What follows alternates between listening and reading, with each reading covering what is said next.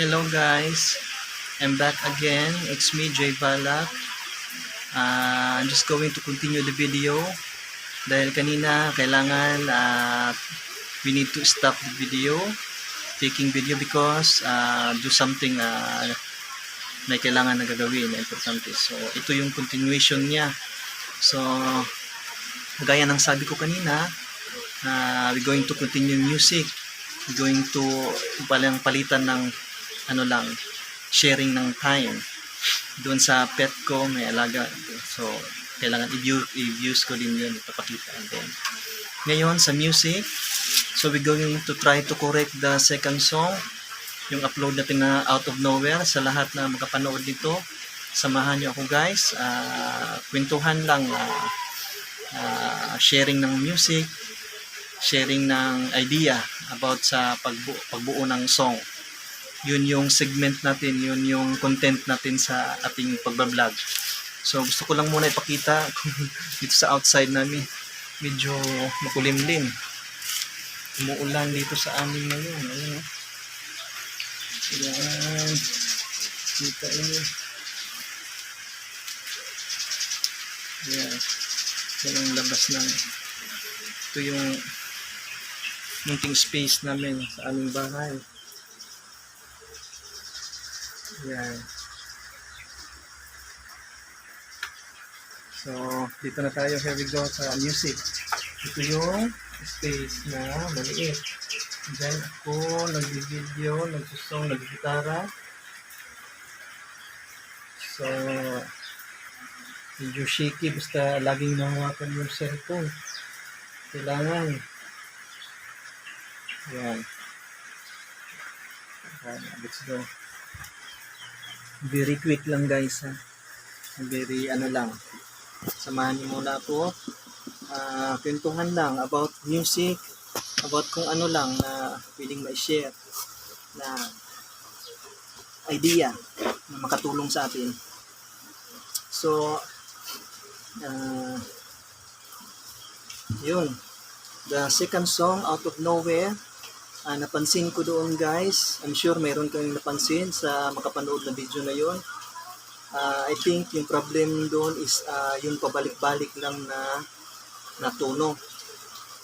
So, yun kailangan talagang i-review, hindi kailangan i-finalize.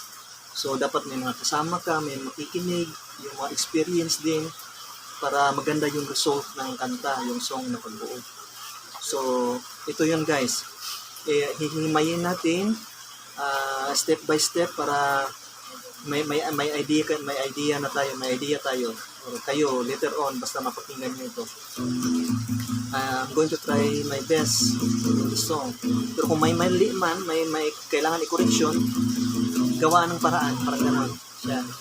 So, ayan, mga metalheads. Ito na yung song. Here we go.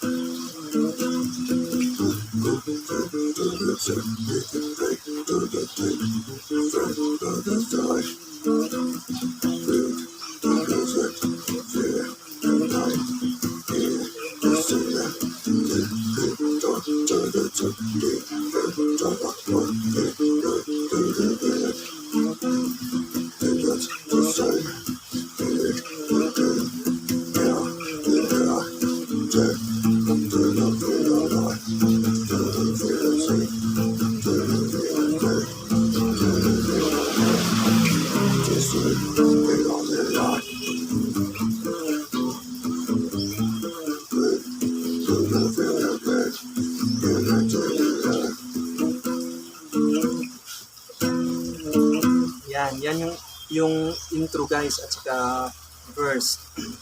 The second one, yung pag dito na, nagadepende sa inyo kung 2 times or 4 times nyo gagawin.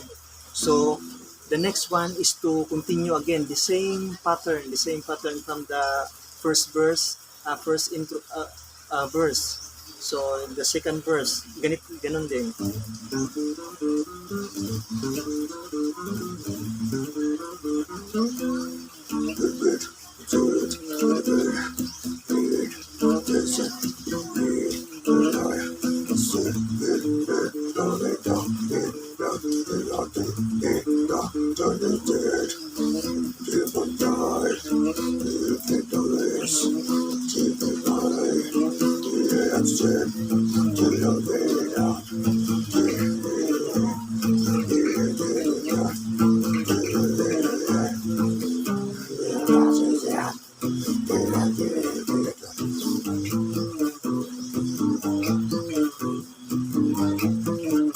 Ayan. At saka diretso na dito guys. Ito na pattern.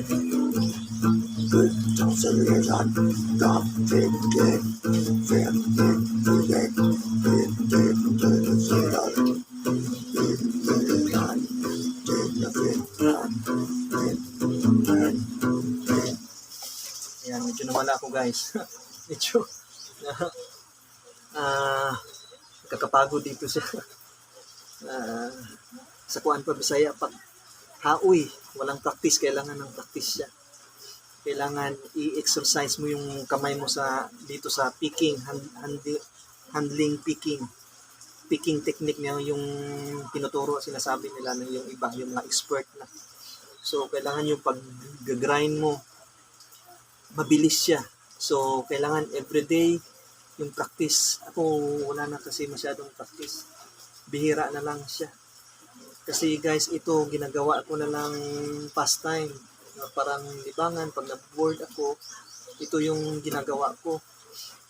Nag-isip na yung sa tono ng kanta.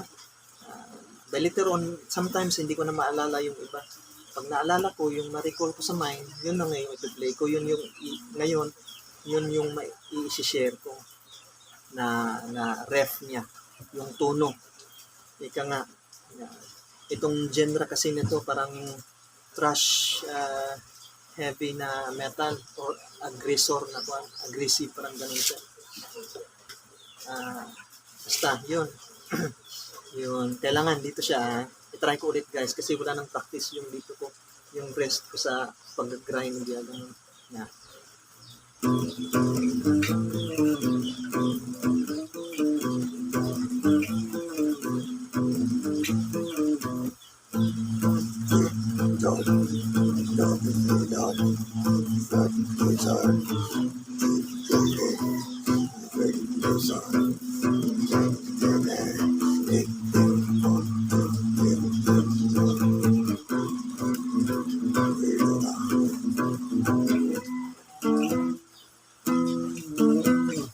Ayan guys. So kailangan ng practice talaga. Yung basta heavy, medyo napaka-technical masyado. Kailangan i-review mo talaga. Kaya minsan pag na-play ka, hindi mo na alam yung kung ano yung piniplay mo, ano yung ginagawa mo. Parang nagiging magulo. Magiging magulo siya. So, ano lang, parang balance lang. Pakinggan lang ulit. I-analyze kung ano yung natutukma, naaakma sa susunod na na tono, parang ganon. So, ayan guys. Ngayon, parang nagkikwentuhan lang tayo para hindi masyadong boring yung live natin. Kasi nung kapanood ng video na to, ayan, parang as a family musician, parang ganun lang siya, sharing idea. Ganun siya. Wala pa naman akong nailalabas sa market na so I think baka hindi para sa akin or due to kailangan yung kagaya ng sabi ko, full time yung mga kasama mo. All the time, kasama mo sila lagi.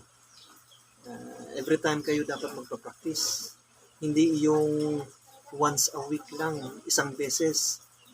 Ay hindi magpo-prosper yun, hindi pwede. Kaya kailangan yung banding, kailangan mahaba. Yung pinakatama nga is much early on, mas bata-bata ka pa. Pero I think hindi naman problema yung about age sa music kahit na may edad ka na. Pag yun talaga yung gusto mong gawin, kahit na may edad ka na ipapatuloy mo. So this time, ito yung akin, parang sharing lang, yung idea. Yun. Tsaka shout out sa mga heavy metal ng Davao City. Kasi ako, taga Davao. Laking tubong Davao ako. So, yun. Sa inyo sa Luzon and Visayas, for those who love heavy metal out there, shout out sa inyo. Hello sa inyo guys. So, yun lang. Yun yung may contribute ko na pakinggan lang muna. And by the next meeting, pag nag-vlog ako ulit, I'm sure may ibang tono na may bibigay ako. Ngayon lang, yung parang hinahimay-himay ko lang muna yung para sa doon sa second song para maganda yung result. And then, by the time, hindi ko man alam kung kasi pag i-career mo, medyo iba na yung kasi niyan na nagadepende sa kasama mo. Mga kasamahan mo na baka ibang may kabisihan na iba or yung makakasama mo baka hindi die hard doon sa music na may bibigay mo, hindi kontento, so hindi ganahan. So kana maglisod tag kuan na wala tay nahimo. Sa kuan pa. So kailangan natog katong buo ang loob. Yung talagang till sa pa yan, hanggang sa huli. Till death do us part, parang ganon siya kasi. Kagaya ng iba, yung may mga pangalan na, nakikita mo hanggang sa pagtanda, yun yung ginagawa nila lagi. Music lang talaga. Kahit na maingay yung songs nila, wala silang pakialam. Basta gusto nila, gagawin nila. Yun. So, kanya-kanyang trip, kanya-kanyang mga hilig sa buhay. So, yun yung idea ko nito kasi yun yung nararamdaman ko. Kailangan, na very willing talaga yung kasama. Yun.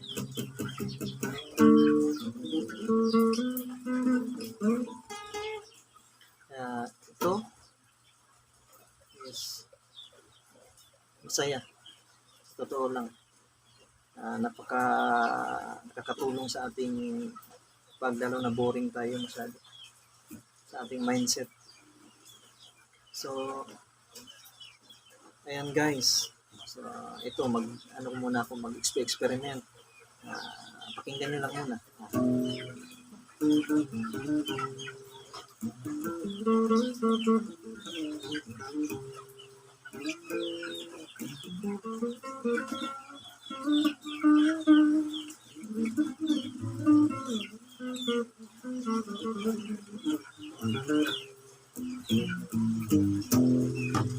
Ayan. Ayun, ano pa ba? So, I think dito lang muna siguro mga kabalak. Ito lang muna masishare ko kasi yung time, oras ng na-record natin, kailangan hindi masyadong sobra ding haba dahil hindi ma-upload dito sa cellphone ko doon sa YouTube. So, kailangan maikli lang konti. So, by next time, see you later again guys, mga kabalak, mga ka-heavy. Ayan. Next time, may song akong bago. See you later.